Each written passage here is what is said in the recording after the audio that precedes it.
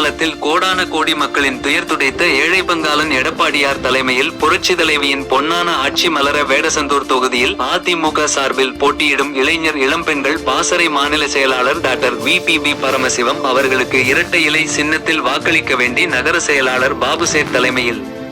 தேர்தல் பொறுப்பாளர் சிவராம்குமார், ரெட்டியார்சத்திரம் இளைஞர் அணி ஒன்றிய செயலாளர் கல்யாணி,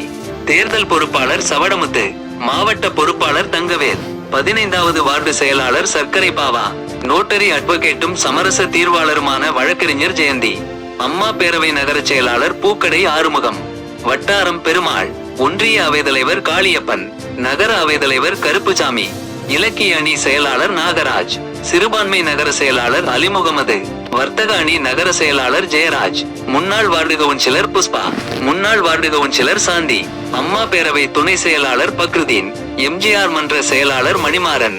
IT விங் பாண்டிகணேஷ், கொல்லம்பட்டறை சீனிவாசன், 2வது வார்டு செயலாளர் முருகன், 4வது வார்டு செயலாளர் அன்புமாரியப்பன், 5வது வார்டு செயலாளர் புல்லட்ராஜா, 7வது வார்டு செயலாளர் கொட்டமுத்துபாலு, 9வது வார்டு செயலாளர் சம்சுதீன், 12வது வார்டு செயலாளர் பழனிசாமி, 15வது வார்டு செயலாளர் கலில் ரஹ்மான், மின்னல் மெகராஜ், சர்மிளா பானு, பாத்திமா, மகளிரணி காமாட்சி, IT விங் ஒன்றிய செயலாளர் முருகன்,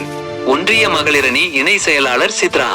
IT விங் தனம், 8வது வார்டு அவைத்தலைவர் குமரேசன், ஜோதிடர் வையாபுரி, செந்தில்குமார் மற்றும் மாரியம்மாள், திரைவர் ராஜேந்திரன், சூப்பர் சுப்பிரமணி, சிராஜ்தீன், சாகுல், முகமது அரபு மற்றும் இஸ்லாமிய பெண்கள் பலர் ஊர்வலமாக தெற்கு தெரு Marampadi road minor colony Fathima Nagar Yusuf நகர்